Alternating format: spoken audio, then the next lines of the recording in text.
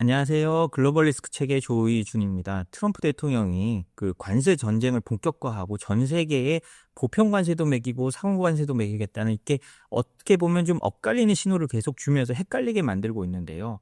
그럼에도 불구하고 기업들은 미국을 가장 먼저 고려할 수밖에 없다는 현실을 하나 오늘 들고 왔습니다. 한국의 코트라 같은 곳이죠. 일본에는 제트로라는 곳이 있는데요. 이 제트로에서 일본 기업들을 대상으로 설문조사를 했습니다. 설문조사를 했더니 지정학적 리스크 때문에 중국에선 철수할 수밖에 없고 미국으로 진출을 확대하겠다라는 응답이 가장 많았다고 합니다. 물론 이거는요, 트럼프 대통령의 현재 관세 전쟁이 일어나기 전에 실시된 조사입니다. 그럼에도 불구하고 당시에 일본 기업들은 관세 전쟁이 일어날 수 있다는 것을 분명히 인식하고 있었고요. 거기에 대한 우려의 응답도 있습니다. 그러나 일본 기업들은 이제는 중국이 아니고 더 미국으로 확대해야 된다. 중국에선 빠져나와야 된다라는 취지로 응답을 했거든요.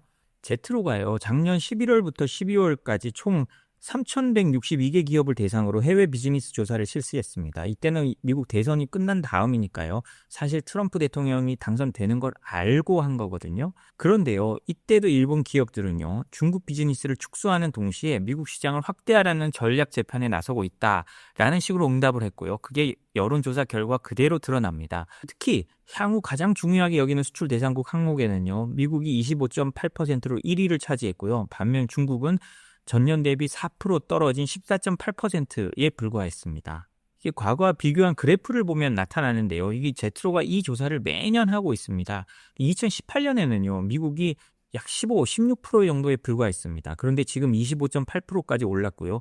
중국은요, 2018년만 해도 30%가 넘었습니다. 그러던 게 이제 반토막인 14.8%까지 떨어졌고요. 아세안에 대한 비중은 20%에서 계속 왔다 갔다 하고 있는데 현실적으로 그렇게 쉽지는 않은 거고요. EU에 대한 비중도 약 9.9%, 10% 선에서 왔다 갔다 하고 있습니다.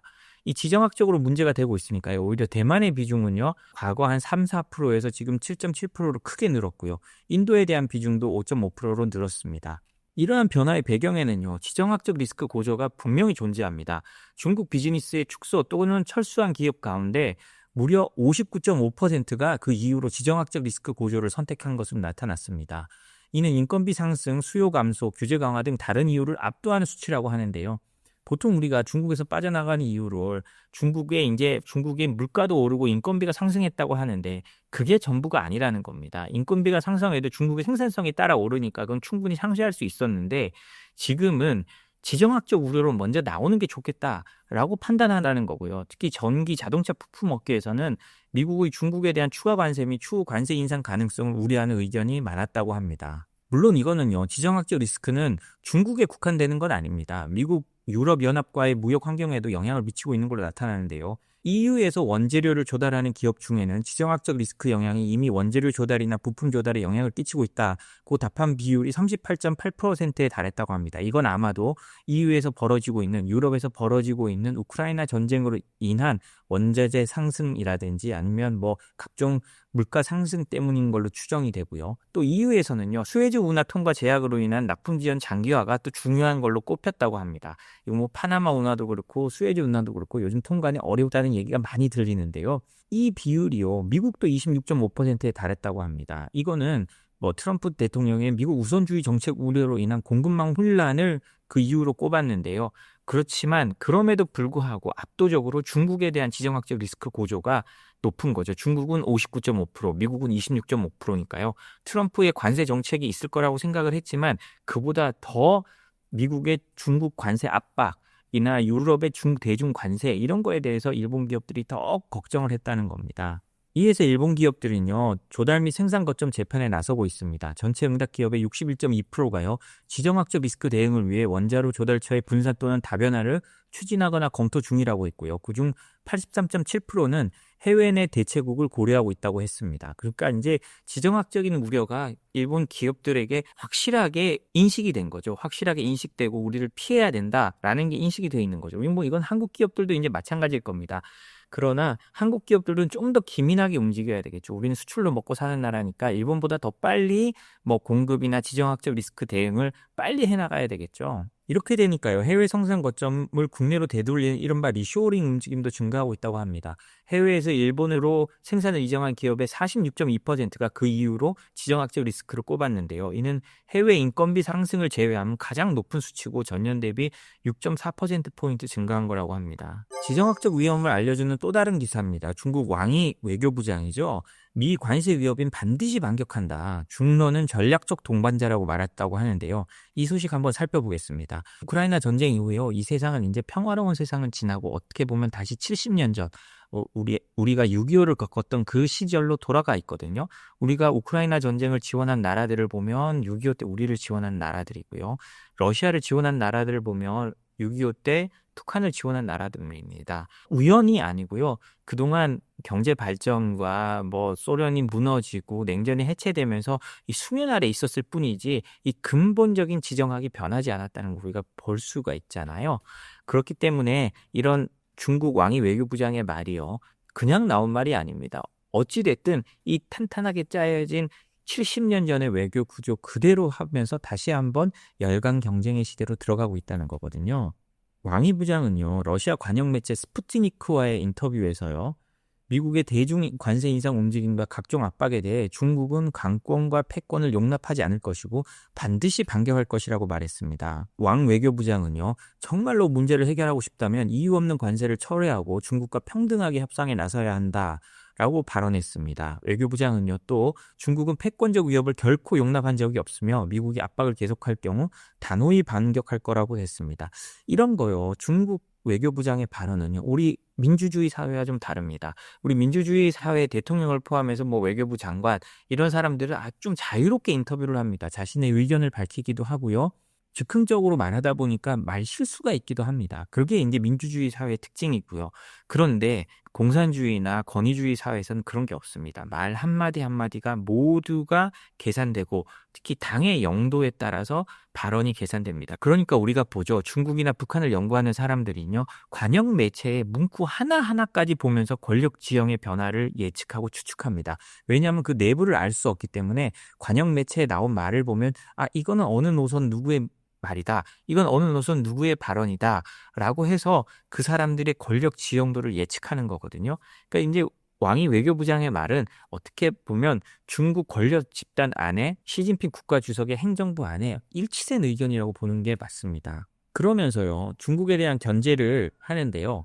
중러 관계에 대해서는 국제정치의 거래와는 시대착오적이고 소위 역닉슨 전략은 낡은 냉전적 사고에서 비롯된 것이라고 일축했습니다. 이 역닉슨 전략이 뭐냐? 닉슨 대통령 시절에 헨리 키신저가 중국을 방문해 수교를 하죠. 그때 수교를 한 이유가 뭡니까? 소련을 고립시키기 위해서 중국과 손을 잡은 겁니다. 그러면서 대만과 미국이 단교를 하게 되는 거죠.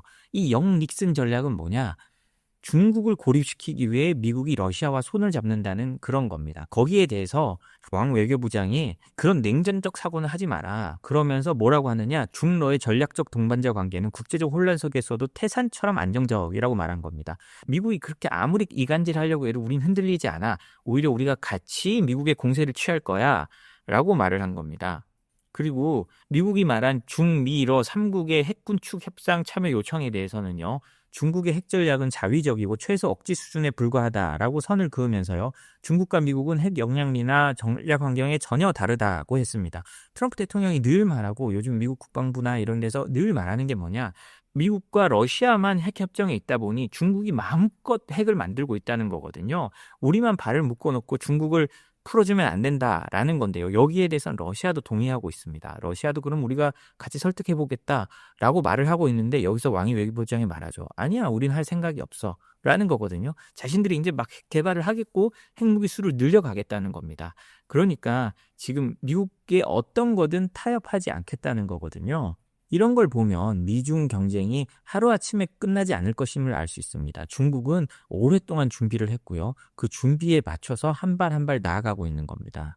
중국이 미중 패권 경쟁을 어떻게 준비하고 있는지에 대한 미 싱크탱크의 보고서를 한번 보겠습니다. 이 보고서는요. 브루킹스 연구소가 발행한 중국 경제 보고서인데요. 시진핑 3기 경제정책의 핵심은 첨단 기술을 통해 침체에 버티는 복원력이라고 했습니다.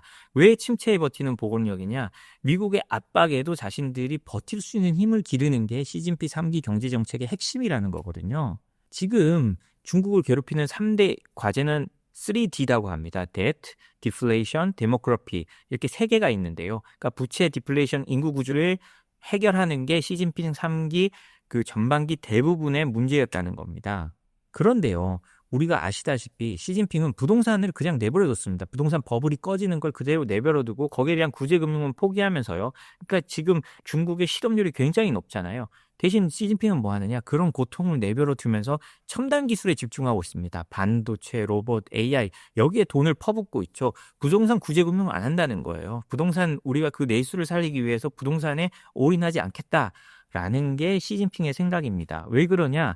단기적 고통을 겪더라도 이번 경제 전환을 위해서 더 강해져야 한다라는 거거든요. 그래서 미국이나 이런 데서 중국이 경제 침체나 디플레이션 때문에 중국과의 경쟁에서 우위를 점할 수 있다라고 믿는 건 오산일 수도 있다라는 게 브루킹스의 판단인 겁니다. 2024년 이후 시진핑의 경제 정책은 큰 폭의 부양책이 나올 것이라는 서구 분석가의 희망과는 달리 매번 안정화에 그쳤다는 평가입니다. 대표적 사례가 2024년 7월의 삼중전회와 그리고 9월의 정치국 회의 그리고 12월의 중앙경제공작회의 같은 것인데요. 세 회의 모두 소비 진작의 필요성을 언급하면서도 핵심 기조는 일관되게 안정 유지였습니다.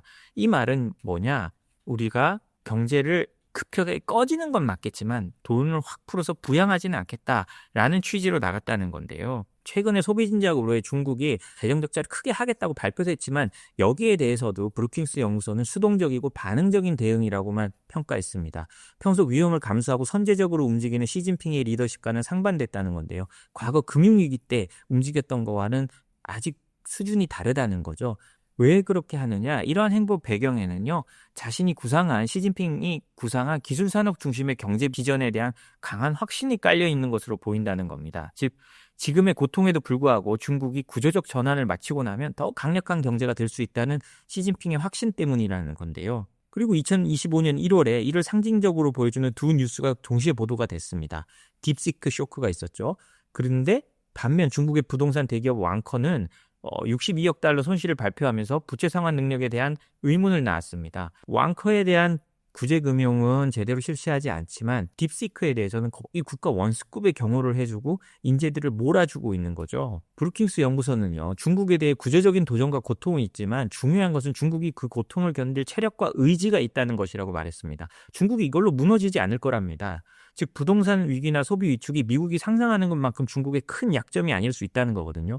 중국은 권위주의 사회이기 때문에 이걸 버티고 넘어갈 수 있다는 거예요. 투표를 하지 않기 때문에 이거를 견디면서 고통을 어느 정도 완화하는 수준에서 쭉 가면서 오히려 시진핑이 말한 첨단 기술에 계속 돈을 투자하면서 그 갭을 미국과 따라잡는 데 모든 영향을 쏟아부을 수 있다는 거죠. 그리고 이게 장기적으로는 미국과 대등한 패권 경쟁을 지속할 수 있는 기반이 될 거라고 브루킹스 연구소는 지적했습니다. 그러면서 1970년대 미국과 비슷할 수 있다고 했거든요. 미국도 1970년대 스태그플레이션과 구조조정을 겪었지만 결국 이를 통해 그 회복력으로 세계 경제 패권을 유지한 적이 있다는 거거든요. 중국이 보는 건 그 1970년대 미국과 같은 고통이 있지만 그 고통을 딛고 다시 최강국으로 일어서는 그 과정을 버텨나갈 수 있을 거라는 게 브루킹스 연구소의 예측입니다. 이렇게 생각했을 때 미중 패권 경쟁은 아주 오래 갈 수밖에 없겠죠. 제가 여기서도 말했지만 세기를 넘을 대결이 될 수 있는 겁니다. 오늘 저희가 준비한 소식은 여기까지입니다. 저희 소식이 도움이 되셨다면 구독과 좋아요, 알림 설정 부탁드립니다. 감사합니다.